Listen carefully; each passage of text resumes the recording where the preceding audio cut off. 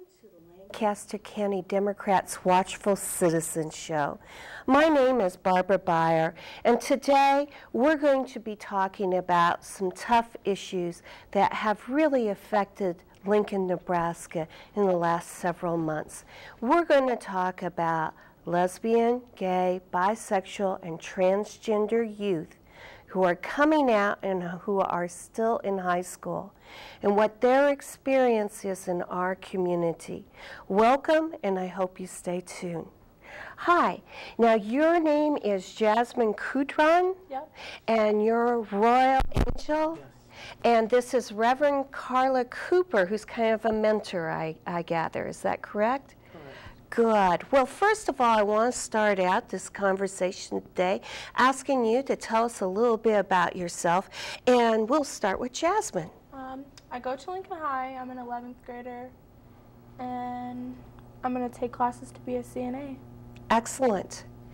And Royal? I am Roy. I go to Bryan Community Learning Center, and I'm going to be going to Metropolitan for culinary arts. Excellent. And Reverend Cooper? I'm Karla Cooper, and I'm the pastor of Quinn Chapel, and also serve as chaplain at Doane College. Okay, so how did you get involved with what we call LGBT issues? Actively involved within the city of Lincoln, it was an intentional process. As a pastor of a congregation who has LGBTQ members, and myself being part of the community, it was just a natural progression. This is the first time that I have been publicly in the eye for a lot of reasons. A lot of it has to deal with the fact that my heart just goes out with the pandemic of bullying. And I figure that if a person in my leadership role as a clergy person would have the moral fortitude to stand and say, you know, you're okay, I'm okay, we're not going to hell, can we figure out a way to make life affirming and nurturing for the community? That's why I think it's important, especially now, to be a vocal supporter as well as an active member of this community. Excellent. Well, you self-identify as a member of the LGBT community, is that correct? Yes. So tell us, have you had any challenges coming out here in Lincoln, Nebraska? I honestly haven't had very many challenges. I went to a school in the country, and they discriminated against what I stood for and wrote some things on my locker, and you know, there are challenges there, but in Lincoln itself, I haven't really had any struggles, really. So you feel comfortable in the community then? I feel very comfortable now that I'm out and open with it, and you know, I have a lot of supporters and a lot of friends that are there to help me, and my family's always there, and my mom is my main support right now, and she's always there for me. That's good. That's really important. And Jasmine, what's your experience been like? It was difficult to come out at first because I thought my mom would look at me different, but I have people in my family that are gay and lesbian, and I have friends that are there for me, but like, I like Lincoln High because they're always there to help you with certain things. Mm-hmm. Now, there are other youth that are lesbian, gay, bisexual, and transgendered. Do you witness any times when people are being harassed or bullied, or is that just not something that's an issue in the schools? I think that there's a lot of issues with that in schools. I've only witnessed it a couple times, and I try to fix it and tell them to leave the other kid alone. Normally it works, but you know, there are people that don't really care for what we stand for and don't support us, and I think there's issues for that. That's how I feel like, to a certain extent, people can say stuff, but it's not needed. If they're happy with who they are and who they're with. So tell me, what's good about being out? Because, you know, I hear a lot of people go and say, well, why do you have to be out? Why not? Everything would be okay if you weren't out. I honestly think it's hard to hide who I am. I tried to hide it for a while, and I couldn't do it. You know, I got to be who I am. I got to be myself, and it's really fun. I mean, I have fun with it, being out of the closet. I feel like there's a lot more things to do. The world's open up to me. There's opportunities. And, I mean, I have supporters. I don't feel uncomfortable. I am who I am. I feel the same way to a certain extent, like, because partly I don't want people to look at me and be like, oh, you like girls and boys, because either way I'm happy with who I am and you should be okay with that. Like, I'm happy because I have people that are there for me and don't care who I like and how I look at people. So support is a really necessary element to going and feeling good about yourself. Yeah. And so both of you have been very fortunate in having families. And is your faith community supportive? Yes. Good, good. Are you members of Reverend Cooper's church then, or? No, I'm through GBLSTA at Lincoln High. Okay. With Miss Walk. Okay. I am not currently in it. Okay, that's not here nor here, there, but I was just curious. I also want to hear your take on this, Reverend Cooper. You know, what's it feel like to go and come out as a minister? Is this something that feels comfortable? Do you see advantages, disadvantages? Well, it's like skating on thin ice. I always say that God knew who God called me when God called me to ministry, and I was born a lesbian. And I did not self-identify until I was 27, which was at the same time that I was struggling with my call to ministry. But I knew from as early as I could remember. And but at this particular time and this particular season, probably in 2010, I started officially coming out in the community, in the city of Lincoln, for a lot of reasons. And I felt as if it was very important because there were so many young people who were coming to me who had become self-mutilators and just really struggling with, does God love me? You know, if God created me this way, then why is there such tension and contradiction within the society? So I felt it very important for me as one who is part of the community to just reassure others who are struggling and to never let another generation have to be ashamed and afraid of being who they are, and for whatever reasons, whatever purpose that I'm supposed to fulfill here as an advocate in a lot of ways. And most importantly, bullying is a personal project in the fact that most of the acts of violence begin through nonverbal communication, as well as just the harmful words. And it's not necessarily that a student might self-identify as a gay or a lesbian or transgender or bisexual, but the derogatory slurs leave an indelible mark on the life and the success of our students. And what way can we establish beyond a zero tolerance to say this is absolutely not the way that we deal with issues within our school setting? We figured out a way to be more racially and ethically sensitive. Why not do the same thing when it comes to the LGBTQ community and eliminate the use of words that are harmful? I would agree with you. Since I serve on the school board, I have had reports that there are anti-gay, anti-LGBT community slurs and activities at times. I also know that a lot of administrators really do care. It's something that we, the community, have to work together to try to create a different norm within our schools and our community. But I'm very interested in what you said, Reverend Cooper. You have young people coming to you that are in a lot of pain and a lot of fear. Can you explain what their circumstances are like?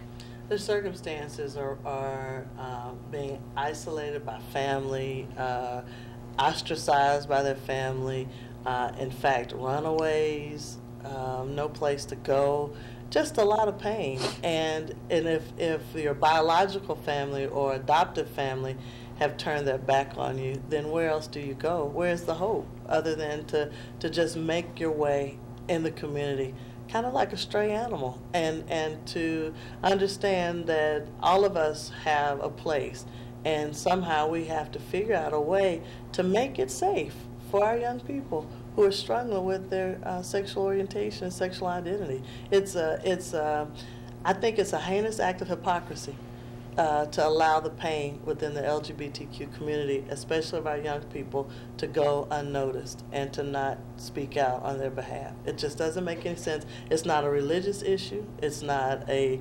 socioeconomic issue. It's a human issue. And what can we do to help? I do believe it's a human issue, but our faith communities often are not the places where gay and lesbian and bisexual and transgender people usually can find help. Can you speak to that? I sure can. I think it's, Gandhi was the one who said that religion that caused pain is not religion at all. And certainly if a faith tradition is modeled after just one particular tradition that I'm most familiar with, and that's Christianity, if it were really modeled after the Jesus movement, then there would be this radical inclusivity and welcoming of everyone. But however, I think most of those communities that are Christian are modeled not after Jesus the Christ, but after ideological differences that stem from two people who were not necessarily crucified for the redemptive love of God as embodied through Jesus the Christ. And I think that we have to really go back into our core to figure out exactly what is our purpose. Is it to be welcoming? Is it to be hospitable? Is it to be loving and nurturing? Isn't that what the church is supposed to be? Or has it become more of a social organization, a social club that makes you feel good, or members paying only and not really meeting the needs of those who are looking for a place to work out their struggles? It's this whole notion of the term Emmanuel, which means God is with us. Emmanuel is not limited to a certain location, but Emmanuel, as Jesus, the embodiment of the love of God, is present with us, and certainly especially present with those in the LGBT community, because if we parallel that to biblical scholarship and those who were historically in the margins, certainly in the 21st century, those in the margins that Jesus would certainly walk amongst would be the LGBTQ community, not popular culture. Those are pretty strong and challenging statements, but also refreshing to hear a minister go and make them. So what does discrimination or bias mean to you, both of you? Discrimination to me means like people don't accept who you are. You know, they want to paint a perfect picture and act like you're like everybody else, but you know, everybody's different and unique in their own way. Okay. And Jasmine?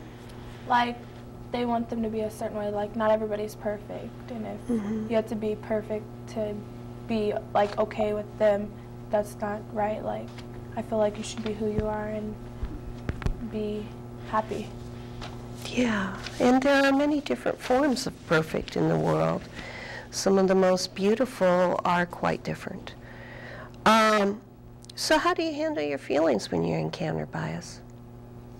I'm always who I am, and I don't put on a front or a show for anybody. I feel comfortable in my own skin, so regardless of what people think or how they want to be looked at per se, I'm always going to be who I am. I'm just out, like, I'm happy even if someone says something, because it doesn't bother me, because at the end of the day, you're not me, and you don't go through what I go through, so if you don't like it, then don't be around me. You both have a lot of self-confidence, and that's a really good thing. So, Reverend Cooper, when you encounter youth that are having issues, how do you minister to lesbian, gay, bisexual, and transgender youth? Just to remind them that they are okay and that we are in this together. Whatever supports that are needed, I will make sure that the right resources are present. If it's to be paired up with another mentor that's a positive role model within the community that can identify with some of the same struggles, that's very important. But mostly to reassure and to affirm that it's okay. It's okay to be who you are. God created you exactly how God wanted you to be. And to be a dance to a different beat, it's beautiful, because all of us, if we were all the same, life would be extremely boring. Yeah, what would our purpose be here? So do you think there's a need, any of you, for safe space for LGBT youth to be able to meet, to be? I think that they should have, like, you know, like, downtown is like a really gay social area, and I feel like they should have a place down there where LGBT could go down there and we could have meetings and talk and maybe feel more comfortable and get better acquainted that way. There are supporters out there, and you know, maybe peers could help each other out and get people through things. I feel like we do have it to a certain extent at school, but not all. Like, I feel comfortable in my own skin, but like to a certain extent I don't feel comfortable at school, because I still like I want to be relaxed like at school. I like when we have clubs for it, I'm there, but like I don't feel like I'm all the way there, since I don't have like somewhere to relax and have people there that are like there for me. Yeah, so safe space would be that kind of thing where you could go and be and just be able to have coffee or tea or whatever, and do slam poetry or whatever it may be.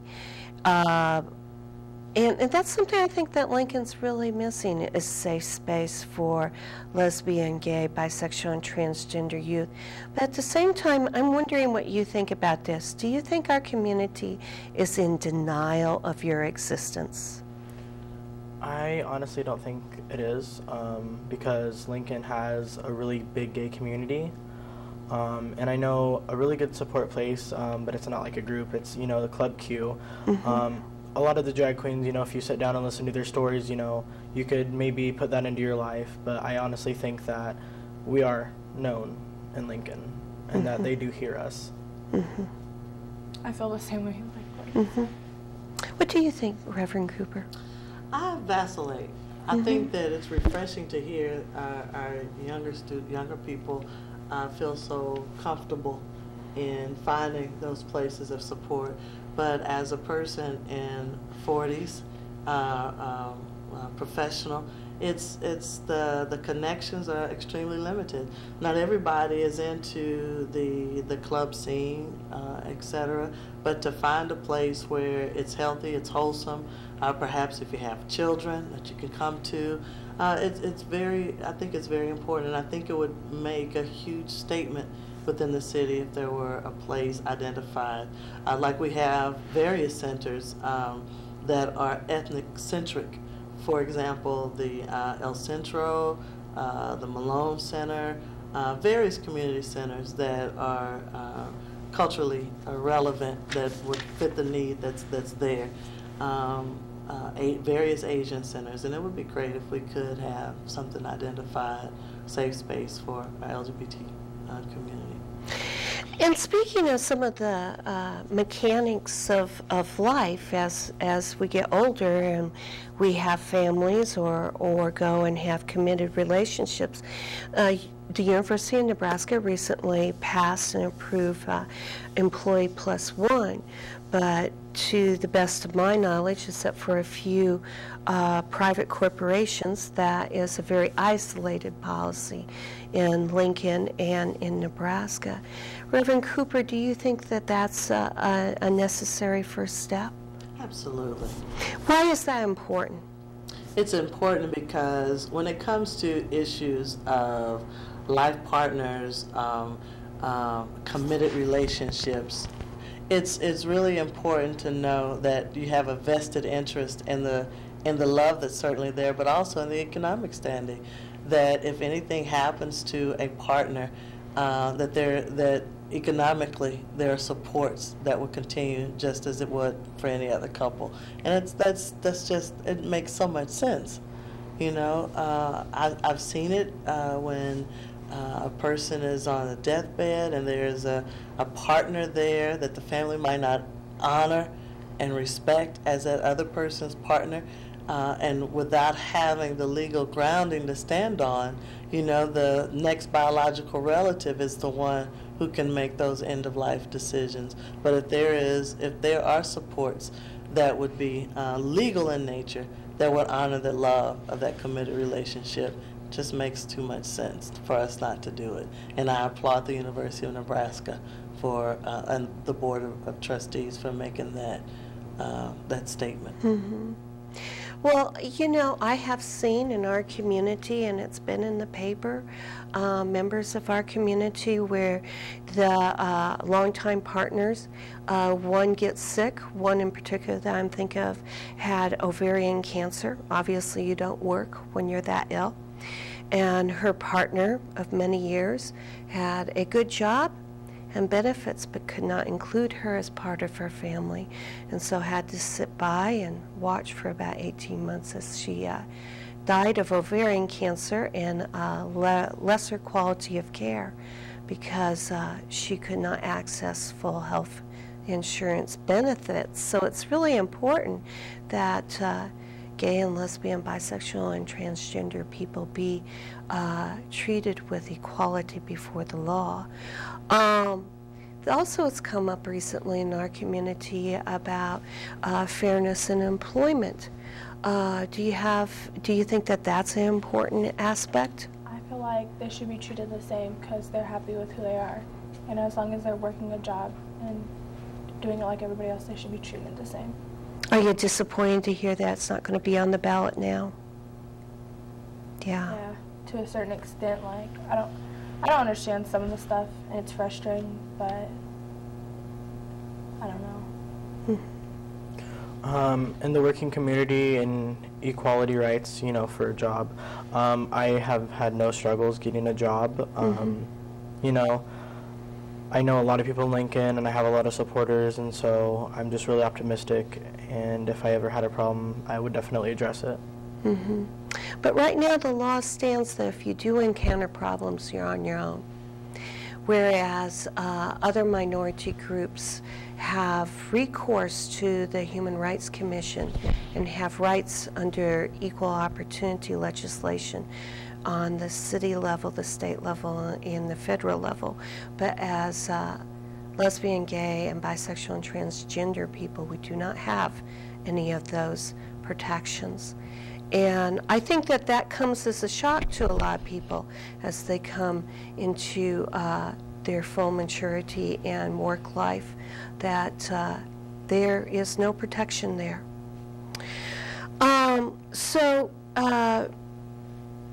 What do you think, Reverend Cooper? I should ask this big question. We're close to the end. So right now, I'm going to go and thank you all for coming, sharing your stories, because it's really important that we share our stories and give a face to the lesbian, gay, and bisexual and transgender community. And we're diverse, and we are good, hardworking people, and we deserve to be included in our community as full members. Thank you so much for coming. This has been the Lancaster County Democrats, and this is the Watchful Citizen Show. Thank you for watching. I encourage you to attend Lancaster County Democrat meetings that occur every month on the third Tuesday of each month and are located at the Communication Workers Union Hall at about 25th and N Streets, and they start at 7 p.m. And you get to meet all sorts of interesting, engaged people. You often get to visit with the candidates if it is election season, and definitely is this year. So we encourage you to come on down. Thank you for watching.